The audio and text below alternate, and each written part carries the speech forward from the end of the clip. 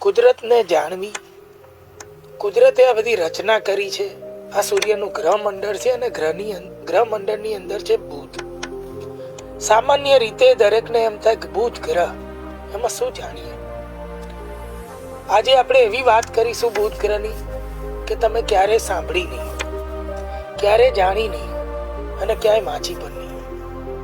હું આટલી બધી બહુ ગેરંટીથી આવી વાત એટલે કરું છું કે આ જ જાણવાનું છે. જે સૌથી પહેલું જે જાણીએ ને, પદ્મકાંતભાઈ જેવા વિદ્વાન વ્યક્તિ, એમને વિદ્વતા ક્યાંય આવતી નથી. આજે આ રહસ્ય પણ ખબર પડી જશે. હવે બુધ ગ્રહ, હું કહું છું જાણવાનું. બુધ શબ્દનો અર્થ જ જાણવાનો. બુધ શબ્દનો અર્થ થાય છે તું જાણ.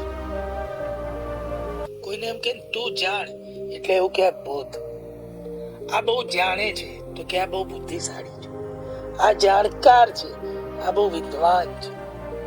બુધ ગ્રહ શબ્દનું નામકરણ જે થયું છે, એ ગ્રહ ઋષિ મુનિઓને હજારો વર્ષ પહેલા ખબર પડી ગઈ હતી કે જો માનવીએ કંઈક જીવનમાં જાણવું હોય, ઇન્ફોર્મેશન એને જાણકારી કહેવાય. એ શબ્દનું સાંસ્કૃતિક અર્થ નામ છે બુધ. એટલે જ મેં પહેલા કહ્યું તમે જાણ્યું નહીં હોય. આજની પહેલા ક્યારે આવું સાંભળ્યું નહીં. બુધ ગ્રહ કુંડળીમાં કેમ મહત્વનું છે.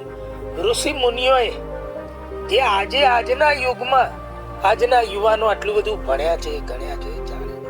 ઇન્ફોર્મેશન ટેકનોલોજી આ શું છે?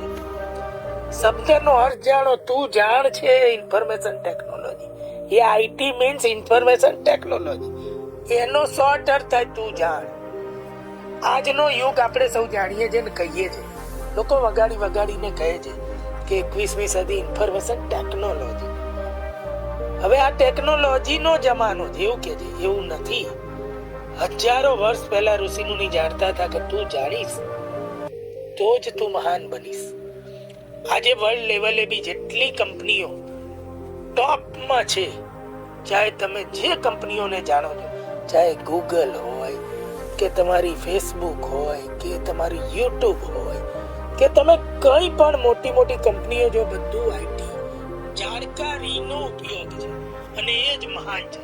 આજે દુનિયામાં સૌથી મોટામાં મોટો વેપાર ઇન્ફોર્મેશનની આપલેનો છે, એ ડેટાનો છે, એ જાણકારીનો છે.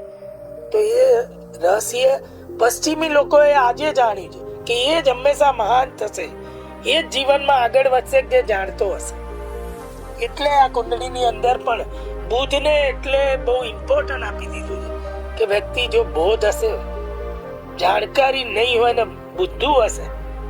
આ શબ્દનો અર્થ બોધી અને બુદ્ધુ એટલે જાણકારી વિનાનો ને જાણકારી વાળો એની બહુ મોટી વાત છે. એટલે એવું કહ્યું છે કે બુધ જેનો સારો ને એ જાણકાર છે. એને ઇન્ફોર્મેશન ટેકનોલોજી આજની નહીં બધી ખબર. આજના યુવાઓ ઇન્ફોર્મેશન ટેકનોલોજી ભણે છે, આઈટીમાં ભણીએ, બધું નોલેજ જાણકારીની જ વાત છે બધી. એ મેળવવા માટે ભણીએ છીએ. ઋષિમુનિ પહેલેથી કહે છે કોણ એમાં સફળ, કોણ એમાં નિષ્ફળ. જીવનમાં કોની જોડે ઇન્ફોર્મેશન છે, ઇન્ફોર્મેશન ઇઝ કિંગ. જેની જોડે વધુમાં વધુ માહિતી છે, ડેટા છે, જાણકારી છે, એ વિદ્વાન છે અને એ જ સર્વથા શ્રેષ્ઠ હોય. એ જ ઉપર જાય છે અને એ જ જીવનમાં આગળ વધે છે. એ માટે તરક્કી કોની થાય તો કે જે જાણકાર છે એની થાય. દરેક જગ્યાએ જીવનમાં આ જ છે. બિઝનેસ કરો તો એના બિઝનેસો મોટા બને જે જાણકારી ધરાવે. એટલે પ્રાચીન કાળથી આ બધું હતું. આજની કોઈ વાત નથી. આજે એટલે જ મેં કહ્યું બુધને આવી રીતે જોવાનું, આ વિચારથી જોવાનું કે જો તમે જાણકારી નહીં રાખો આજના યુગમાં, આજના સમયમાં, જે તે સમયે જે યુગ, એટલે તમે બુધને મળવા નહીં રાખો તો તમને સક્સેસ નથી મળવાનું. તમે જોઈ લો એ લોકોના જીવન કે જેની જોડે જાણકારી નથી, એ લોકો સારા હતા તો બી નીચે આવી ગયા, બહુ કમાયેલા હતા તો બી ડાઉન થયા. જે સમયની સાથે તાલ નથી મેળવ્યા, જે કંપનીઓએ, જે લોકોએ કે જે આજે વ્યક્તિગત વ્યક્તિ હોય, એ બધા લોકો જીવનમાં ડાઉનફોલ અનુભવે, નીચે આવી ગયા છે. બહુ બધી કંપનીઓના ઉદાહરણો છે. તમે તમારા બાપ દાદાને પૂછો, જાતે જો. નોકિયા જેવી કંપની, મોબાઈલ એટલે નોકિયા હતો, ઇન્ફોર્મેશન બિઝનેસમાં હતો, પણ એને સમય સાથે તાલ ના મિલાવ્યો એટલે એ ડાઉન છે. ગૂગલ આવ્યું એની પહેલા પણ સર્ચ એન્જિન હતા, પણ જે કિંગ જ બને છે જેની જોડે મેક્સિમમ ઇન્ફોર્મેશન. તો બુધને આજે આપણે આ રીતે જોવાનું.